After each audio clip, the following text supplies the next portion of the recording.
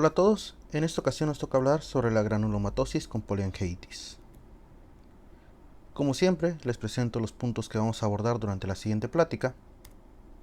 Como preámbulo, esta es una enfermedad la cual se define como una vasculitis necrosante de vasos pequeños y medianos que forman parte del espectro de los trastornos denominados vasculitis asociadas a anticuerpos anticitoplasma de neutrófilos, es decir, los famosos ANCA. Para ello, vale la pena recordar que tenemos dos tipos de anticuerpos ANCA, los p-ANCAs y los c-ANCAs. Los p-ANCAs hacen referencia a aquellos patrones perinucleares relacionados con anticuerpos que atacan a la mieloperoxidasa. Por otro lado, los c-ANCAs son aquellos anticuerpos que tienen un patrón citoplásmico y que atacan principalmente a la proteína leucocitaria 3. Si se dan cuenta, en esta imagen se ve un patrón más brilloso en la periferia con respecto a esta imagen que se ve un patrón más brilloso en la parte del citoplasma. Entonces así es como podemos identificar los p-ANCAs de los c-ANCAs. Empecemos bajo esta clasificación de las vasculitis. Como bien dijimos, es parte del grupo de las vasculitis asociadas a ANCA. Sin embargo, dependiendo de los marcadores que tengamos, por ejemplo si son p-ANCA o c-ANCA positivos, va a ser el tipo de enfermedad a la cual nos vamos a orientar.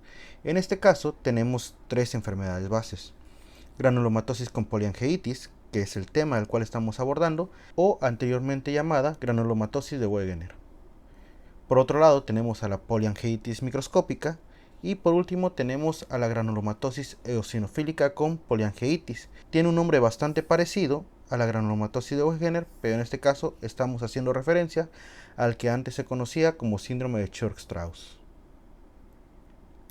Y bien, se propone esta clasificación genética de las vasculitis asociadas a ANCA, y es que en este caso la granulomatosis con poliangiitis es una vasculitis la cual va a tener positividad hacia los c-ANCAs, es decir, contra la proteína PR3, mientras que si tenemos los c-ANCAs negativos pero tenemos los p-ANCAs positivos, que son los que atacan a la mieloperoxidasa, estamos hablando de una poliangiitis microscópica. Por último, tenemos la granulomatosis eosinofílica con poliangiitis, la cual puede tener ANCAs positivos como ANCAs negativos.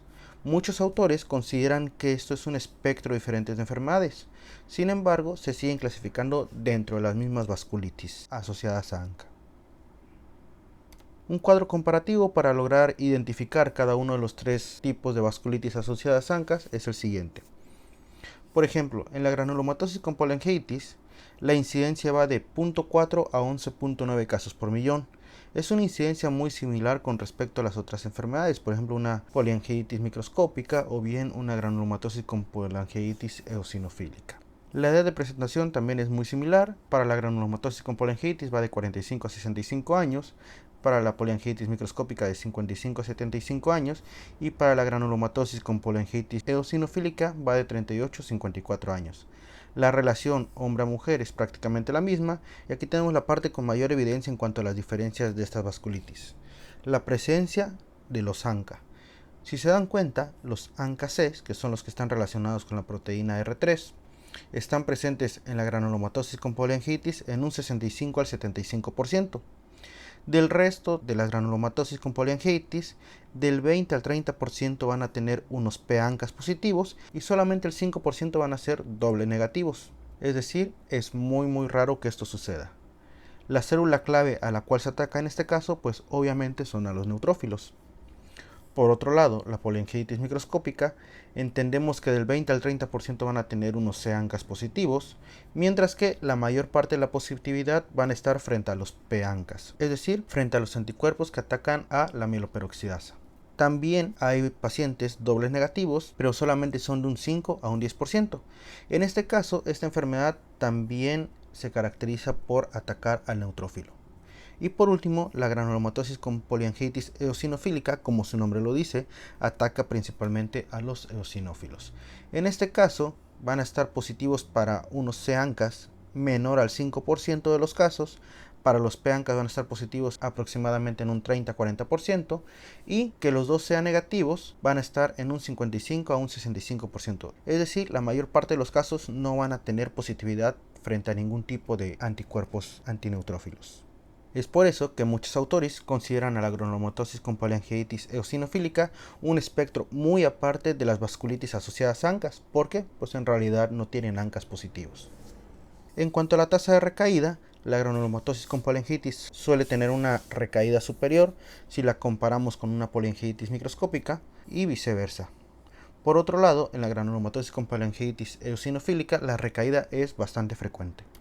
Ahora sí, por definición, la granulomatosis con polyangiitis es una vasculitis asociada a ANCA que se caracteriza por una inflamación granulomatosa necrosante que afecta a los oídos, nariz y las vías respiratorias superiores e inferiores, y también se acompaña de una vasculitis necrosante que afecta predominantemente a los vasos de tamaño pequeño a mediano y que a menudo incluye glomerulonefritis necrosante. Es decir, tenemos dos lesiones características: una inflamación granulomatosa necrosante y una vasculitis necrosante.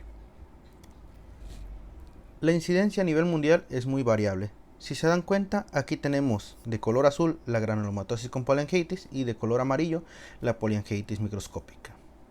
En regiones que van más hacia el norte y hacia los países europeos predominan más la granulomatosis con polyangiitis. Por ejemplo, en Montana, Estados Unidos, en Ucrania. Por ejemplo, también tenemos cierta prevalencia de la granulomatosis con polyangiitis en ciertas zonas de Alemania o bien de Turquía. Por otro lado, hay mayor incidencia de casos de polyangiitis microscópica en regiones como España, Grecia, Japón o Lituania. El contexto en México es un poco difícil de conocer, y es que no hay tanta bibliografía que nos hablen de la incidencia y de la epidemiología de estas enfermedades. El estudio más grande que se ha hecho en cuanto a datos estadísticos es este que tenemos acá, el cual recabó datos desde 1982 hasta el 2010. Aquí nos podemos dar cuenta que recabaron un total de 90 pacientes, de los cuales el 82% se diagnosticó con una granulomatosis con polyangiitis, 11% solamente fueron diagnosticados con polyangiitis microscópica y el 7% fue diagnosticado con una granulomatosis con polyangiitis eosinofílica. De todos estos casos podemos evidenciar que los pacientes más afectados fueron los del sexo femenino. Una excepción fue en el caso de la granulomatosis con polyangiitis eosinofílica, en el cual la mayor distribución prevaleció en los hombres. La edad de presentación para la granulomatosis con polyangiitis fue de 42 años aproximadamente, muy similar con respecto a las otras enfermedades.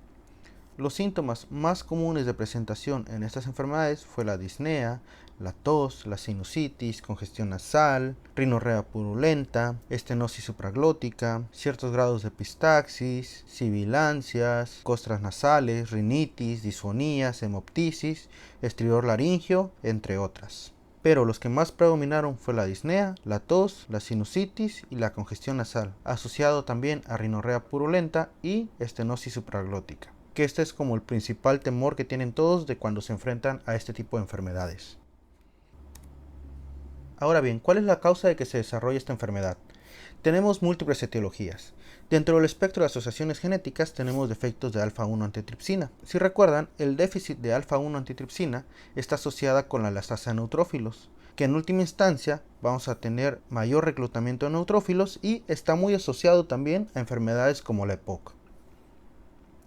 Otra de las asociaciones genéticas son alteraciones de la proteína 4 asociada a linfocitos T citotóxicos o CTLA4, genes de la proteinasa 3, gen del complejo mayor histocompatibilidad clase 2, o bien alteraciones del receptor gamma 3B de la superficie de neutrófilos y macrocitos monocitos. Otro tipo de etiologías son infecciosas, por ejemplo, de las cuales se ha asociado bastante la incidencia de granulomatosis con polyangiitis a bacterias como el Staphylococcus aureus. Otras causas virales suelen ser el virus de la hepatitis C, citomegalovirus, virus de Epstein-Barr y el parvovirus. Algunos medicamentos que se han asociado también a que florezca la granulomatosis con polyangiitis es la hidralazina, la fenitoína, medicamentos antitiroideos como el propiltirosilo, la sulfasalazina, alopurinol, ciertos antibióticos como la aminociclina y ciertos desparasitantes como el levamisol. Esto hay que tener bastante en cuenta porque si bien no se ocupa tanto levamisol en la población como tratamiento antiparasitario, es un medicamento con el cual se altera bastante la producción de ciertas drogas como la cocaína. Entonces, cuando la cocaína no es pura y está alterada, suele ser este medicamento al cual se recurre, y eso nos puede llevar a desencadenar una enfermedad como la granulomatosis con poliangiitis. Aquí tenemos un esquema bastante didáctico para ubicarnos en la dimensión de la vasculatura que estamos trabajando. Tenemos vasculitis de vasos largos, tenemos vasculitis de vasos medianos, o bien tenemos vasculitis de vasos pequeños. En este caso, las vasculitis asociadas a ANCAs son de vaso pequeño y vaso mediano. Por ejemplo, ciertas vasculitis que afectan vasos medianos puede ser la poliarteritis nodosa, enfermedad de Kawasaki, o bien de grandes vasos como sería la arteritis de Takayasu o la arteritis de células gigantes.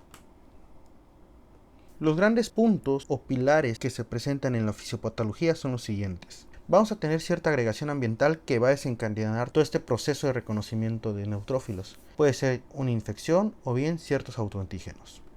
Esto nos va a condicionar una producción excesiva de citocinas Th1 y Th17, por lo cual se van a formar microabscesos neutrofílicos. Una vez que esto sucede, aparece y se desarrollan lesiones vasculares granulomatosas inflamatorias, y ahora sí tenemos la reacción de ANCAS contra la proteína PR3, es decir, ANCAS, y la activación de neutrófilos. Por último, vamos a generar adherencia y daño endotelial con oclusión total o parcial de la vasculatura. Antes de continuar con el proceso fisiopatológico, tenemos que entender este concepto. Un granuloma está condicionado o está conformado por todas las células que se mencionan en esta diapositiva. Por ejemplo, tenemos el patógeno, tenemos células Th1, macrófagos, células NK, células B, células gigantes, neutrófilos, etc. Pero en este caso, en los pacientes que tienen granulomas secundarios a una granulomatosis con poliangiitis, solamente están conformados por células gigantes, las cuales se rodean de células plasmáticas, linfocitos y células dendríticas, no más. A manera de esquema y reforzando lo que dijimos anteriormente, tenemos aquí un factor genético o algo que desencadena una pérdida de la tolerancia contra la proteína PR3 o la amiloperoxidasa. También puede suceder bajo condiciones de infecciones o de inflamaciones sistémicas, lo que provoca un cebado de los neutrófilos y también autorreactividad de las células T. Todo esto nos va a llevar a la desregulación o disregulación de las células B con la generación de anticuerpos. Esto va a provocar también la activación de los neutrófilos por los anticuerpos ANCA, con lo que se puede presentar ya sea daño y lesión endotelial o bien deposición de autoantígenos, que en última instancia van a reconocer a las células T efectoras y van a conducir también a la lesión tisular. Todos los procesos por los cuales tiene que pasar esta enfermedad son los siguientes. De este lado tenemos el desarrollo de linfocitos T, CD4 y CD8, en los órganos de maduración, sobre todo la respuesta HLA2. Aquí estas células se van a los órganos linfoides secundarios, en donde las células dendríticas van a presentar estos antígenos, los cuales van a ser precedidos por la formación de una trampa extracelular de neutrófilos, aparte de que va a estar acompañado por un cebado de células dendríticas, mimetismos moleculares, y en el cual también van a participar factores asociados a patógenos y los DAMs. Entonces, todos estos factores que, como bien dijimos, van a afectar la presentación de antígenos por medio de las células dendríticas a los órganos linfoides secundarios, terminarán formando alteraciones en la generación de anticuerpos de las células B, con la consecuente activación y generación de anticuerpos, ya sea ANCAS-P o ANCAS-C. Estos anticuerpos van a actuar sobre los neutrófilos y esto es muy importante. Es una vía mediada por complementos, sobre todo activación del complemento C3 y C5. Aquí acuérdense muy bien de este receptor, que es el receptor C5AR, y del cual va a surgir una terapia muy novedosa que va a atacar a este receptor. Una vez que todo el proceso fisiopatológico ya generó los anticuerpos y ya activó este neutrófilo, vamos a tener el siguiente desenlace. Y es que este neutrófilo se va a enlazar por medio de la proteína de adhesión vascular o bien por medio de la molécula de adhesión intercelular 1 a la vasculatura endotelial. Aquí vamos a tener generación de especies reactivas de oxígeno, activación de proteasa, los anticuerpos ANCA, con liberación de micropartículas, que en conjunto con toda la presentación de antígenos mediado por las células dendríticas terminaremos formando un granuloma. Aquí volvemos a ejemplificar cuál es el contenido de ellos, por ejemplo, células T, células dendríticas, macrófagos y los neutrófilos. Dentro del cuadro clínico tenemos que dependiendo del tipo de vasculitis van a predominar más unos síntomas que otros, aunque si bien tenemos claro, todos afectan todos los sistemas que se ven a continuación. Por ejemplo, los síntomas constitucionales suelen ser generalmente iguales en los tres tipos de vasculitis, pero la afectación ocular es más predominante en una granulomatosis con polyangiitis. No obstante, afectan de manera igual tanto en la granulomatosis con polyangiitis eosinofílica y la polyangiitis microscópica. Aquí nos podemos dar cuenta que los síntomas auditivos y de afección en orejas prevalecen más en la granulomatosis con polyangiitis, así como la afección de nariz y los sinusoides. Otra parte que también prevalece bastante similar es en los dos tipos de granulomatosis con polyangiitis, la granulomatosis de Wegener y el síndrome de Churg-Strauss, que suelen ser muy parecidos. La afección pulmonar es mayor en la granulomatosis con polyangiitis eosinofílica sobre la granulomatosis con polyangiitis y ambos van a ser mayor que la polyangiitis microscópica. Y así en todos los elementos. Este esquema está bastante didáctico, sobre todo a la hora que estamos sospechando y no sabemos a dónde partir o por dónde empezar a hacer el abordaje diagnóstico. Dentro de los síntomas que podemos encontrar en esta enfermedad tenemos los que afectan al sistema nervioso periférico y suelen ser característicos porque se tratan de mononeuritis, es decir, es una enfermedad que solamente afecta a un solo nervio, no va a ser polineuritis ni afección generalizada. A nivel de piel podemos encontrar púrpuras, necrosis focal, úlceras, vasculitis leucocitoclásticas. En cuanto a la parte ocular, podemos tener inyección conjuntival, dolor ocular, diplopía, proptosis, uveitis, masa retroorbitaria y sobre todo epiescleritis. Encontramos también úlceras y costras orales o destrucciones cartilaginosas. En la parte del tracto respiratorio superior encontramos sinusitis, rinitis costrosa, deformidad en silla de montar, otitis media, mastoiditis, pérdida de la audición, nódulos pulmonares, hemorragia alveolar.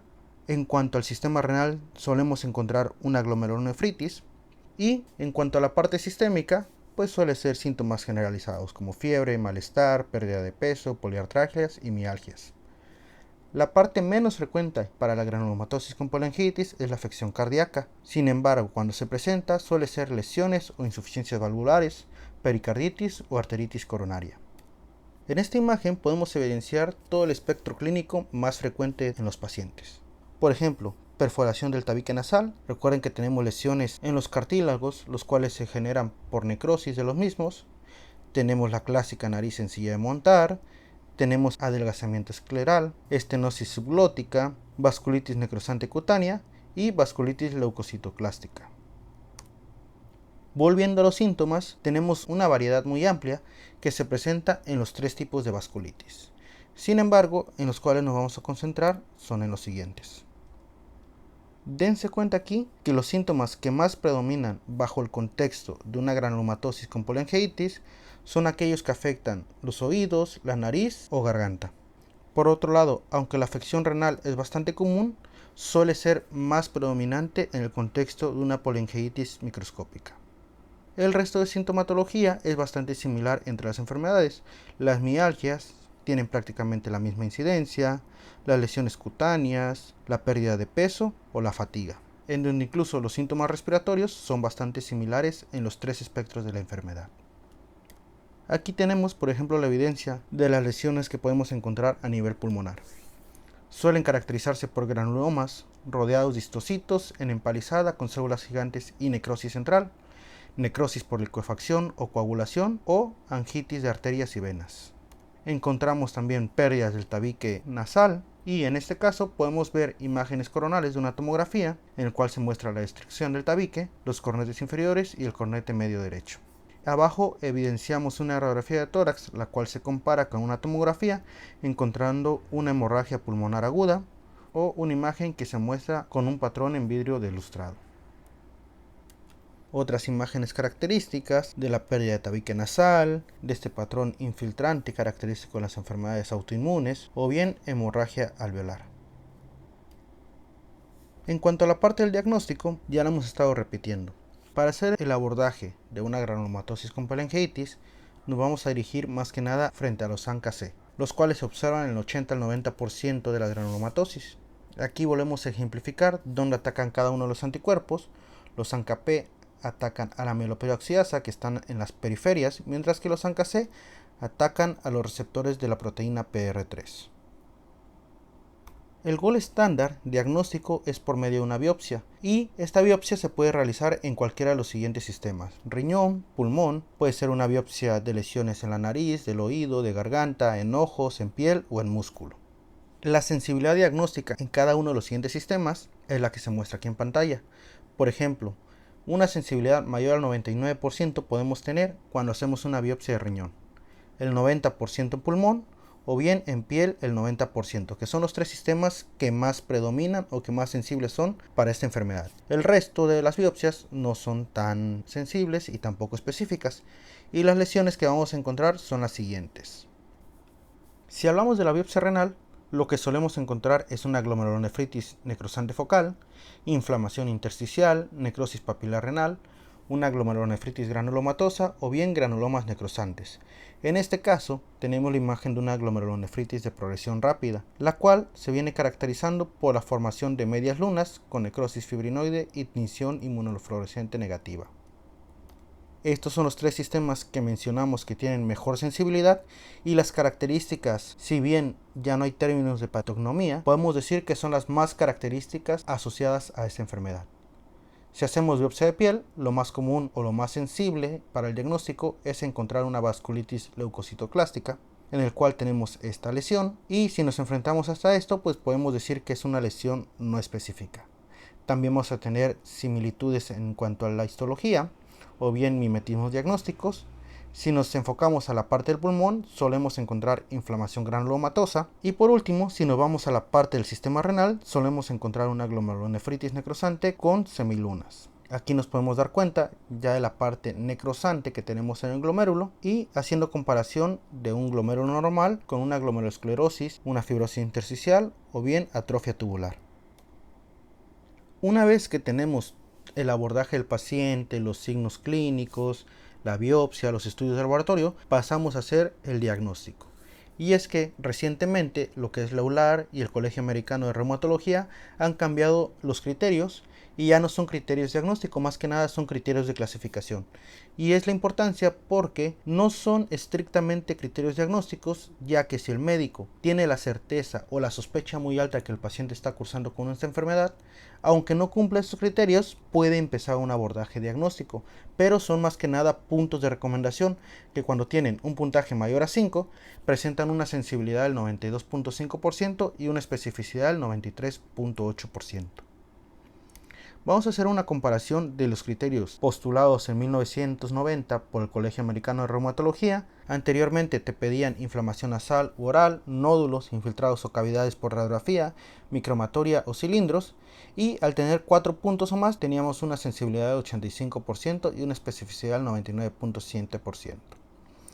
En esta ocasión tenemos los siguientes criterios, que se basan en una secreción nasal sanguinolenta, costras o congestión nasal, dándote más de 3 puntos, afección de cartílagos, dándote 2 puntos positivos, nódulos pulmonares, masas, cavitaciones en tórax por imagen, 2 puntos positivos, cuentas de eosinófilos mayor a 1, te dan 4 puntos negativos, presencia de SEANCAS, 5 puntos positivos, glomerulonefritis pausoinmunes, solamente es un punto positivo, ANCAS P positivos te van a restar un punto, granulomas o células gigantes por biopsia te van a aumentar 2 puntos, pérdida de la audición conductiva o sensineuronal te va a aumentar un punto, y la presencia de inflamación o consolidación de senos nasales o parasinodales te van a dar un punto. Otra de las recomendaciones que hacen la EULAR y el Colegio Americano de Reumatología es que, si bien la biopsia es bastante sensible para establecer el diagnóstico, no se recomienda realizarla en todos los pacientes. ¿Por qué? Le dan mayor peso a la parte clínica y a la parte de los estudios de laboratorio. Es decir, si el paciente ya tiene la sospecha clínica por sintomatología y ya tenemos unos ANCAS positivos, ya sea tanto para la granulomatosis con polengitis como para la polengitis microscópica, no debemos retrasar el tratamiento. Probablemente vayamos a hacerle la biopsia al paciente, ya sea renal, de pulmón o de piel, o del sistema que esté mayormente afectado, pero Esto no es necesario para empezar el tratamiento, es decir, no retrasen nunca el inicio del tratamiento. Como toda enfermedad, tenemos múltiples diagnósticos diferenciales que establecer para abordar este tipo de pacientes. Por ejemplo, otras formas de vasculitis serían poliangitis microscópica, el síndrome de Churg-Strauss o bien la granulomatosis con poliangitis eosinofílica, vasculitis renal limitada, poliarteritis nodosa, púrpura del Henoch. Otros trastornos autoinmunes serían lupus eritematoso sistémico, sarcoidosis, artritis reumatoide, amiloidosis, ciertas infecciones. Hay que tener en cuenta que las infecciones también nos suelen dar positividad para los ANCAs, ya sea P o C, y es muy importante descartarlas antes de iniciar el tratamiento, porque como el tratamiento va a ser con medicamentos inmunosupresores, es probable que si tenemos la presencia de algún tipo de infección y al disminuir el sistema inmune, estas infecciones pueden prevalecer aún más y complicar más al paciente, o incluso conducirlo a una septicemia. También tenemos ciertos medicamentos que van a provocar la activación de los p-ANCAs y c-ANCAs, como son la cocaína intranasal, anfetaminas o el levamisol.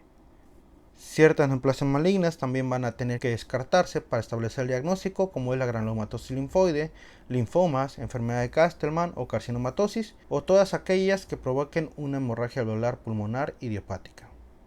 Aquí tenemos las fases del tratamiento.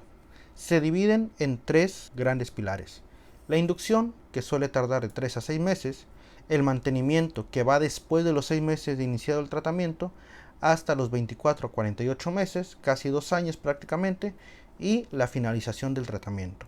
En esta parte tenemos una enfermedad activa, es por ello que vamos a iniciar el tratamiento de inducción. Y aquí tenemos dos escenarios: que se logre la remisión de la enfermedad o bien que sea una enfermedad refractaria.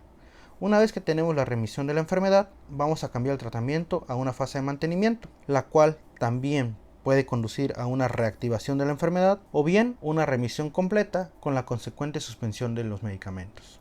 Si se dan cuenta, en este esquema vamos a encontrar que la parte de inducción va a estar sobre todo inducida por glucocorticoides de manera intravenosa. Aquí podemos aplicar ya sea ciclofosfamida o rituximab. Una vez que iniciamos la dosis de esteroides, estos lo vamos a ir desescalando, es por eso que se ve este conito, y los podemos cambiar a un tratamiento oral. Por último, ya que tenemos la enfermedad en remisión y vamos a iniciar una terapia de mantenimiento, ahora sí podemos ir reduciendo aún más los esteroides hasta finalizar el tratamiento y cambiar la ciclofosfamida o el rituximab por acetoprina, metrotexate o micofenolato de mofetilo. Este es uno de los primeros estudios que se hicieron para abordar la efectividad del tratamiento en este tipo de enfermedades. Compararon rituximab contra la ciclofosfamida, pero aquí se trató a las vasculitis de manera general, es decir, aquellas vasculitis asociadas a ANCAs. En él se aplicó rituximab 375 mg por metro cuadrado semanales por 4 semanas, es decir, 4 dosis, frente a ciclofosfamida, que se aplicó a una dosis de 2 mg kilo día. Se trató de un ensayo multicéntrico, aleatorizado, doble ciego, que se realizó en 9 centros y con 197 pacientes que tuvieron el diagnóstico de granulomatosis con poliangiitis o poliangiitis microscópica. Sin embargo, las limitaciones de estos estudios fueron que no se aplicaron a pacientes que tuvieran una hemorragia alveolar que les hubiera condicionado asistencia respiratoria, es decir, algún tipo de intubación. Y tampoco participaron los pacientes que tuvieran una creatinina mayor a 4 mg por decilitro. Los resultados aquí fueron que, tanto para la terapia de inducción y para la remisión de las vasculitis, el esquema de rituximab más glucocorticoides no fue diferente al esquema de ciclofosfamida más glucocorticoides. Entonces, realmente te dejaban decidir cualquiera de los dos esquemas sin ningún problema. Sin embargo, en este nuevo estudio publicado en la revista de JAMA, volvimos a tener la dosis de rituximab de 375 mg por metro cuadrado semanales por 4 dosis y la ciclofosfamida a una dosis de 0.6 gramos por metro cuadrado cada 2 semanas. Este ensayo se realizó en 32 hospitales franceses y en él participaron 194 pacientes, ahora sí enfocados solamente en diagnósticos con granulomatosis con poliangiitis. Las limitaciones fueron las mismas que en el estudio anterior. No participaron pacientes que tuvieran una hemorragia alveolar que condicionara la asistencia ventilatoria y tampoco participaron pacientes que tuvieran una creatinina mayor a 4 miligramos. En este caso, la remisión se estableció cuando el paciente ya podía tolerar dosis de prednisona menor a 10 miligramos día sin que tuviera una reactivación de la enfermedad y sobre todo basado en el score de la actividad de vasculitis propuesto por Birmingham. Un score de 0 hablaba de que la enfermedad estaba completamente remitida. En él se dieron cuenta, tanto en los resultados primarios como en los resultados secundarios y los ponderados, que les iba mejor en el tratamiento con rituximab. Tuvieron mayor incidencia de la remisión y menor riesgo de reactivación.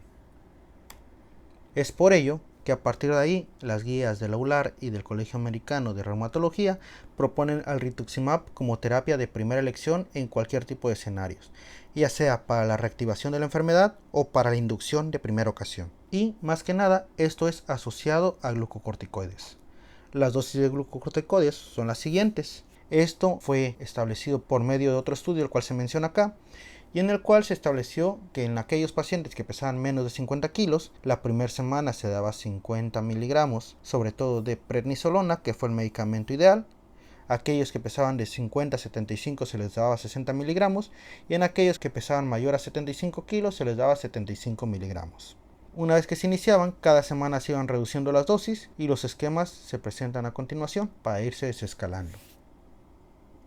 Dentro del tratamiento de inducción y de los medicamentos que vamos a utilizar más que nada para la parte de la reactivación de las enfermedades, es este que se presenta acá, el avacopan. Se trata de un antagonista del receptor del complemento 5A, es decir, C5AR, que si bien recuerdan, fue la parte que les dije en el proceso fisiopatológico de la vía mediada por complementos que era muy importante, ya que llega a inhibir la interacción entre el C5AR y la anafilotoxina de C5A. Esto conduce al bloqueo y la activación de migración de neutrófilos mediado por el complemento 5 en su fracción A. Los efectos desencadenantes son los siguientes y se pueden encontrar en la página de la farmacéutica. Ahora, ya que entendemos todo esto, ¿cómo vamos a tratar al paciente? Tenemos la enfermedad activa, ya sea una granulomatosis con polangiitis o una polangiitis microscópica, realmente ambas se tratan igual. Podemos iniciar el tratamiento con rituximab o bien metrotexate con micofenolato hemofetilo como una terapia de segunda línea. Las dosis van a ser las siguientes: rituximab 375 mg por metro cuadrado semanales durante 4 semanas. Y en caso de utilizar avacopan, se da una dosis de 30 mg cada 12 horas. Esto siempre tiene que ir combinado con glucocorticoides. Por otro lado, si tenemos afección de órganos, las guías nos indican que iniciemos la terapia con rituximab o ciclofosfamida. La duración tiene que ser de 4 a 5 meses. Si se dan cuenta en el esquema que les puse al principio, nos da un tiempo de aproximadamente 6 meses y tenemos que hacernos la pregunta después de este tiempo si la enfermedad ya remitió. Si la enfermedad no ha remitido, tenemos que derivar al paciente a un centro experto y si en realidad la enfermedad sí remitió, podemos pasar a la siguiente parte del algoritmo, en el cual podemos continuar la terapia con rituximab o hacer un cambio por alguno de los siguientes medicamentos, el cual puede ser acetoprina o metrotexate. Se tiene que continuar los glucocorticoides e irse desescalando y suspender el avacopan. El siguiente punto es volvernos a hacer la pregunta si el paciente ya remitió. Si no, tenemos que dar otra terapia de reinducción o en su defecto continuar hasta suspender el tratamiento. En esta terapia de mantenimiento, las dosis de los medicamentos son las siguientes. El rituximab se va a dar a una dosis de 500 miligramos cada 6 meses por 2 años, o un esquema alternativo es dar 1 gramo cada 4 meses por 5 dosis. Este algoritmo nos muestra prácticamente lo mismo, sin embargo, hay que tener en cuenta algo que las guías no mencionan. Y es que hay que hacer la profilaxis para cubrir patógenos como neumocistis. Hay que hacer screenings de osteoporosis porque vamos a estar consumiendo de manera prolongada esteroides y sobre todo fomentar la vacunación. Por último, una de las terapias que también se llegan a mencionar es el recambio plasmático. Estos son los mecanismos propuestos de acción y de los efectos a nivel de la inmunomodulación. Sin embargo, en estas nuevas guías que se presentan cambia el nivel de recomendación, ya que ahora menciona que se puede considerar la terapia, más no es una recomendación absoluta, queda a decisión del médico. Más que nada, esta terapia se suele prescribir cuando tenemos niveles de creatinina mayor a 3.41 miligramos por decilitro, con lo que la parte buena y una de las ventajas es que disminuye la progresión de la enfermedad renal crónica. Sin embargo, una desventaja es que aumenta el riesgo de infecciones durante el primer año. No obstante, la mortalidad por todas las causas es prácticamente similar entre los pacientes que se les dio recambio plasmático contra aquellos que no se les dio recambio plasmático. Por eso queda libre decisión. Si bien el paciente no va a terminar en una terapia de sustitución porque va a disminuir la progresión de la enfermedad renal crónica, sí puede tener otras complicaciones de mortalidad como lo es una infección. Por ende, la mortalidad es similar en las dos y no hay evidencia de que la decisión de no darle recambio plasmático sea mejor a la decisión de darle recambio plasmático. Hablando del pronóstico de estos pacientes, vamos a tener los siguientes puntos, y es que la granulomatosis con polangitis se asocia a una morbilidad y mortalidad bastante significativas, ya sea por disfunción orgánica irreversible o por las consecuencias del uso intensivo y prolongado de los esteroides o de los agentes inmunosupresores. La esperanza de vida media de un paciente con granulomatosis con polangitis sin tratamiento es de 5 meses aproximadamente, con una tasa de supervivencia a un año menor al 30%. Y en aquellos pacientes que sí reciben tratamiento, el 80% de ellos sobreviven al menos de 8 a 9 años. Y bien, así es como concluimos el abordaje de este tema, que más que nada se trató de abordar la parte de la granulomatosis con polangitis, pero comparando un poco el espectro de las tres enfermedades que se clasifican dentro de las vasculitis asociadas a ANCA. Espero que les haya gustado esta revisión de tema y nos vemos en el siguiente video.